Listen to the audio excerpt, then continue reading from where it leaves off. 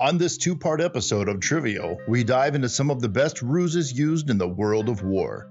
A world that is known to be regimented, rule-driven, and based on well-planned orders.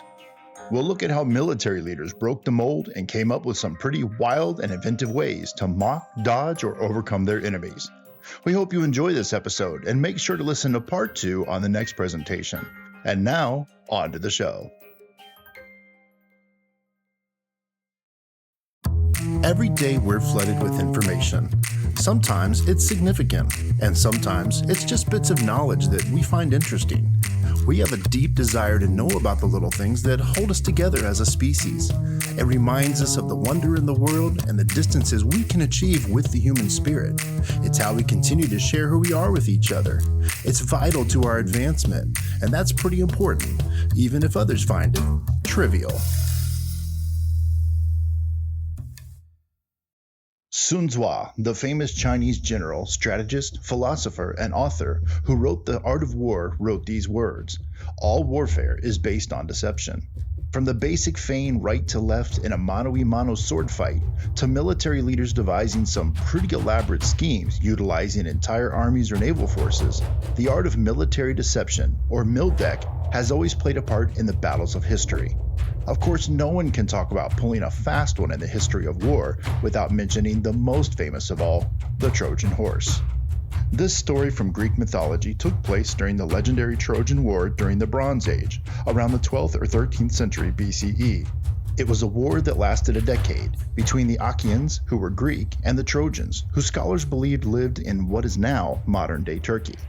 It was ignited when Paris, the son of Trojan king Priam, took Helen from her husband Menelaus, the king of Sparta. Helen was said to be the most beautiful woman in the entire world. Maybe not the best move by Paris, swiping the wife of a king who led some of history's most fierce warriors. As expected, when Paris swept Helen off her feet and away from Menelaus, the king of Sparta attacked the city of Troy. As mentioned, this war drug on for 10 long years with many losses on each side. Finally, Odysseus, the king of Ithaca, who fought in the war, devised a genius plan to end the war once and for all. Odysseus was said to be tough, crafty, cheerful, of medium height, eloquent, and wise, by Darius the Phrygian. Odysseus came up with the idea to build a giant wooden horse and offer it as a gift to the Trojans. The task was given to master carpenter Appius, who constructed the horse in 3 days. The size was said to be 10 feet wide, 25 feet tall, and nearly 8 feet in length. It would hold 30 soldiers inside. Talk about cramming sweaty sardines into a wooden can. Upon completion, the Achaeans left the Trojan horse outside of the gates of Troy on the nearby beach. The next morning, the Trojans opened the gates to find a magnificent horse awaiting them with no enemy to be found. Seeing the ships sailing away, they assumed the Achaeans had finally given up and gone home. They took it as a gift and wheeled it into the city. The city celebrated that evening and, as celebrations go, imbibed quite a bit and finally fell asleep. Once the city was quiet and they knew they were safe to come out, Odysseus and his warriors slipped out from the inside of the horse, killed the guards, and opened the gates, allowing the rest of the Greek army who had secretly returned to storm in, ransack the city, and steal the women. Troy was destroyed. After conquering the city, the Greeks finally made their way home, which is where the beginning of the mythological story, the Odyssey, written by Homer, begins. However, what is interesting is historians have looked at the stories and the archaeology and have come to the conclusion that the Trojan horse we all know about may never have even existed. They speculate that the Trojan horse was actually not a giant wooden horse filled with angry Greek soldiers, but rather it was either the siege engines used to surround the city that were covered in horsehide and resembled the shape of a horse, or even a battering ram styled with a horse head on the front and men hiding underneath horse skins while carrying it. Writers who mention this horse, such as Homer and Virgil, were not even alive at the time of the war. However, whether it is a true story that actually happened or a myth that was created and embellished from a creative mind, it still makes for a great story and a great example of one of the best military deceptions ever pulled off.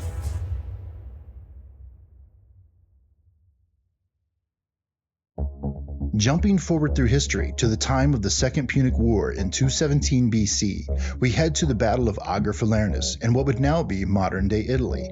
The legendary war general and statesman Hannibal Barca of Carthage had just defeated the Romans at Lake Trasimene. Following the defeat at the lake, Rome elected Quintus Fabius Maximus Vercosus, a Roman dictator and field force commander, to pursue Hannibal.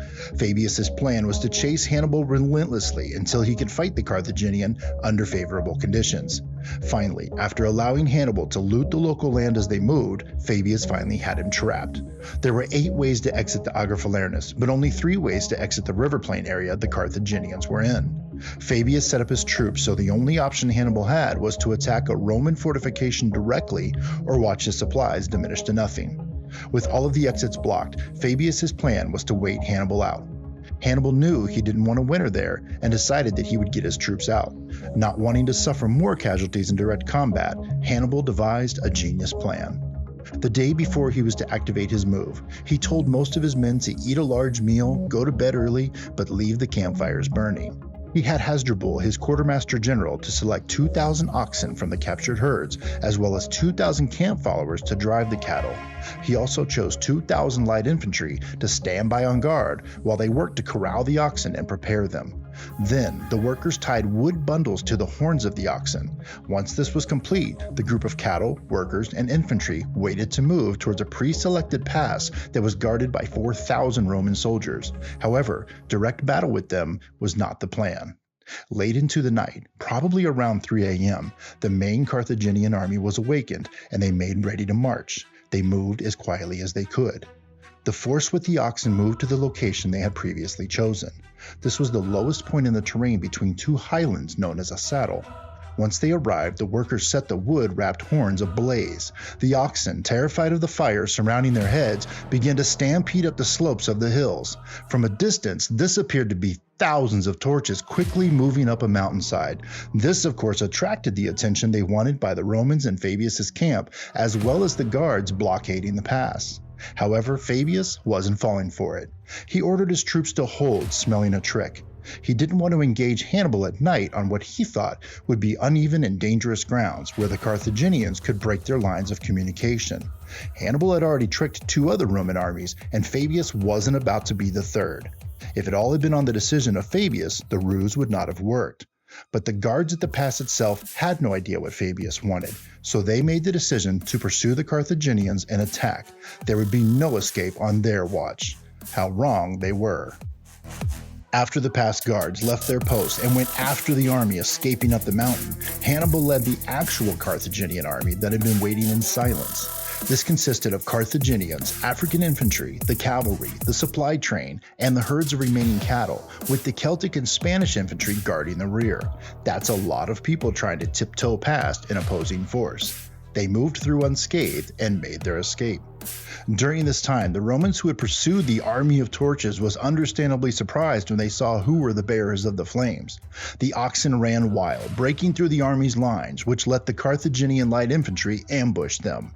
This was bold, as for every Carthaginian soldier there were 2 Romans. Chaos ensued.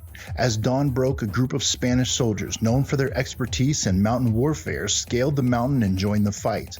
They attacked the Romans and killed 1,000 of them, as well as rescuing the camp followers, the remaining light infantry, and some of the cattle as well before the Romans could arrive with backup.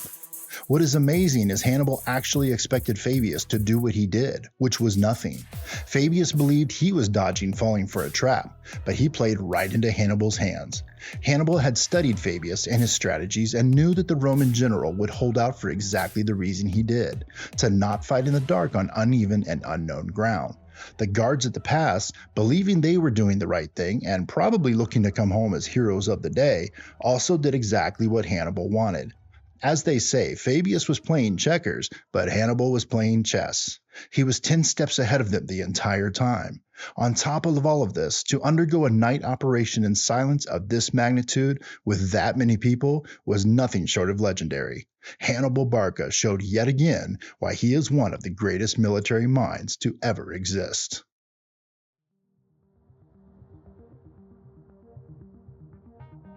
War has existed since the beginning of time. Where humanity is, war follows. The instances of war and the stories of deceptive maneuvers are endless. However, while all war changes the lives of people around it, one war was so destructive and influential it changed the entire modern world forever. This was, of course, World War II. The war that involved almost every nation on the planet. The war that went face to face with some of the greatest villains in history. The war that changed the entire infrastructure of nations on a global scale. The war that birthed the most frightening weapon to exist at that time, the atom bomb. World War II is filled with stories of tragedy, terror, heroism, and courage, but it's also the war that brought on some pretty good stories of fake-outs and subterfuge. Here are a couple of stories that definitely win the award for sneakiness and battlefield wit. Probably one of the most famous Mildeck operations would have to be Operation Mincemeat. Operation Mincemeat was an elaborate operation designed to disguise the 1943 Allied invasion of Sicily by the Allied forces. In 1939, Admiral John Godfrey, the director of British Naval Intelligence, issued the Trout Memo, which was a document that compared deceptive actions in war to fly fishing and included 54 possible ideas to trick the enemy. Here's an interesting bit of information about this. In the same year, Admiral Godfrey had recruited a lieutenant commander as his personal assistant, who most likely was the one to actually write the Trout Memo. The assistant's name? Fleming. Ian Fleming. That's right, the man who gave us Agent 007 James Bond. Here's a bit of trivia for you too. It is rumored that when Ian Fleming wrote the James Bond novels, that his inspiration for the character M was based off of Admiral Godfrey. The Trout Memo reads, in part, "The trout fisher casts patiently all day. He frequently changes his venue and his lures. If he is frightened of fish, he may give the water a rest for half an hour, but his main endeavor, viz., to attract fish by something he sends out from his boat, is incessant." The memo, as mentioned, listed 54 ways that the enemy, like trout, may be fooled or lured. It was the 28th suggestion in that list, inspired by a book by Basil Thompson called The Milliner's Hat Mystery and Inspector Richardson Mystery, that went on to become the basis for their operation. Based on the memo's suggestion, 2 British military officers, Charles Cholmondeley and Ewan Montagu, devised the plan to obtain a dead body, hence the name mincemeat, and plant misleading documents on it to convince the Germans that the Allied forces were going to attack Greece and Sardinia rather than Sicily in 1943. With the approval of British Prime Minister Winston Churchill and the American General Dwight D. Eisenhower, who was commanding Mediterranean forces, they set their act into motion. First of all, they were going to need a body. Now, this operation wasn't exactly legal, but that never stopped the spy game from doing what it does. The intelligence officers worked with a coroner named Sir Bentley Purchas, who gave them a body from the morgue and agreed to keep it in cold storage. Purchas told them they could only hold the body for 3 months lest it start decaying. The body they received was of a Welsh homeless man they figured no one would be looking for or miss. His name was Glyndŵr Michael. Glyndŵr was born January 4, 1909 in Monmouthshire, was 34 years old, and had led a difficult life, starting as an illegitimate son of 2 illiterate parents who lived in a mining village. That's a rough start for anyone. His family moved a lot, where they finally settled in Rhondda Valley, Wales. His father died when he was only 16, so it was just him and his mother. His sisters married and no longer lived with them. Mr. Michael was known to be ill often and emotionally unstable as well. In 1940, his mother then passed away. He ended up moving to London in 1942, broke, alone, and with no hope. He was considered a lunatic and unfit for military service. When you're destitute, starving, out in the cold, even getting paid to go to war is a better option for many. Unfortunately, 1 year later, on January 28th, in a London warehouse, he was dead. He had died from ingesting rat poison. No one is sure if he was just hungry and ate a piece of bread he found that happened to have rat poison in it, or he had sadly committed suicide. But in 1943, Mr. Michael had passed away. A very sad story from start to finish, but unbeknownst to Glyndŵr, he would go on to serve in the military and become a hero of sorts in a very odd way. Cholmondeley and Montagu put their next steps of the operation into motion. They came up with an entire persona of a man named Major William Martin. This fictitious man would be a major from the Royal Marines. They chose the name Martin as it was a common name for men that rank in the Royal Marines.